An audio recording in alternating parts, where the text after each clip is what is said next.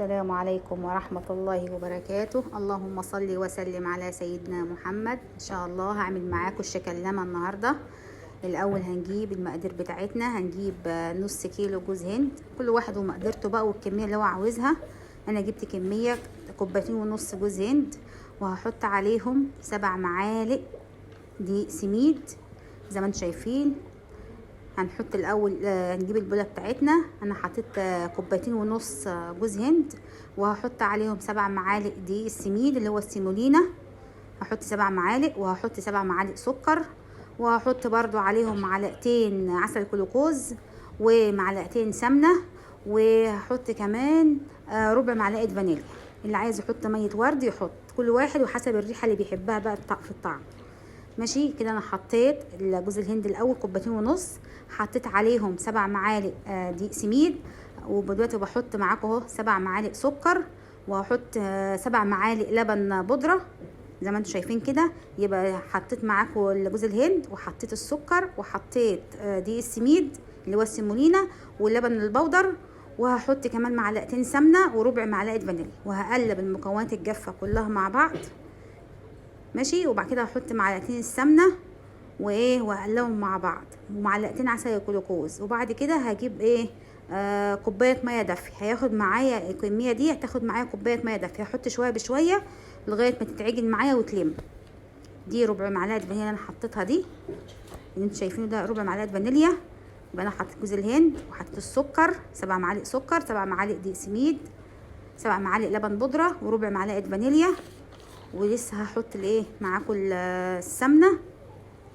ويا ريت تكون السمنه بطعم حلو، سمنه بلدي، عشان يبقى طعمها حلو معاكم. على حسب بقى ما تحبوا، كل واحد حر في حاجته اللي هيعملها. انا حطيت معلقتين سمنه بلدي، وحطيت عجنت بالميه، ومعلقتين اهو عسل الجلوكوز زي ما انتم شايفين اهو.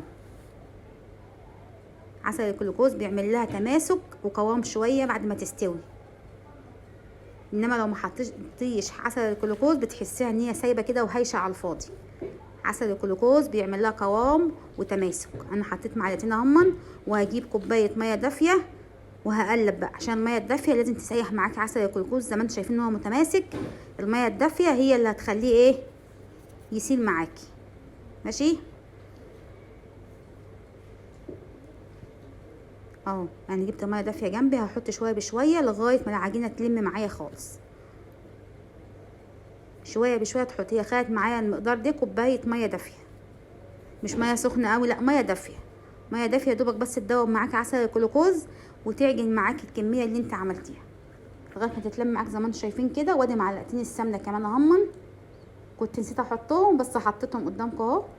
معلقتين سمنه بتدي لها قوام حلو وريحه حلوه، عشان ما تنحرقش معاكي في الفرن لازم تحطي لها سمنه، اي نوع سمنه بقى، كل واحد واللي عنده.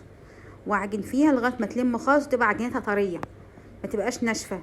كل ما تبقى عجينتها طريه على ما تلم معاك وتبقى طريه شويه، بتبقى قوامها حلو بعد ما تطلع من الفرن، وتبقى هايشه وجميله، ما بتبقاش معاكي مكتومه.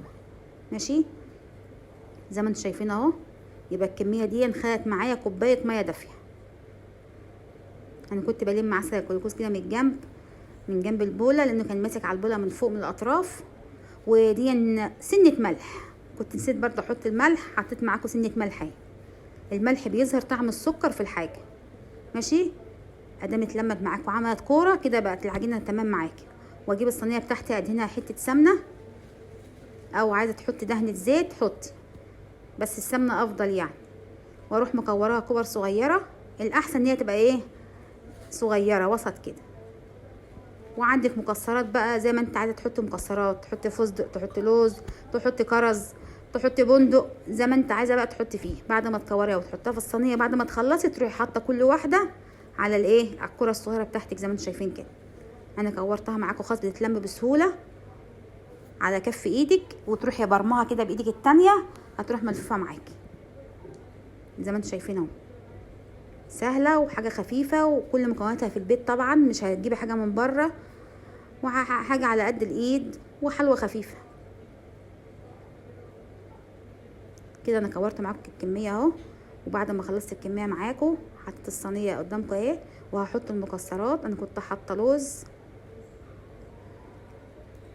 وهحط على الوش بتاعها كده. وسخن الفرن على 180. لازم الفرن يكون حار الاول، واخليها في الرف اللي في النص، مش الرف الاولاني من تحت، لا في النص، عشان ما بتاخدش سوا وما تنحرقش معاكي. ماشي، في الرف اللي في الوسط، مش اللي تحت الاولاني، لا التاني من فوق. واشغل تحت بس. الشكلمه بشغل لها الفرن من تحت بس، لان هي عباره عن سمنه وسكر ولبن وحاجات من دي، بتستوي بسرعه، فتشغلي بس من تحت مش من فوق عشان ما تنحرقش معاكي. وادي الكميه بعد ما خلصت معاكم اهي، وما شاء الله جميله جميله وطعمها حلو وريحتها حلوه. ونرجو بقى تجربوها وتكتبوا لنا رايكم في التعليقات. والسلام عليكم ورحمه الله وبركاته.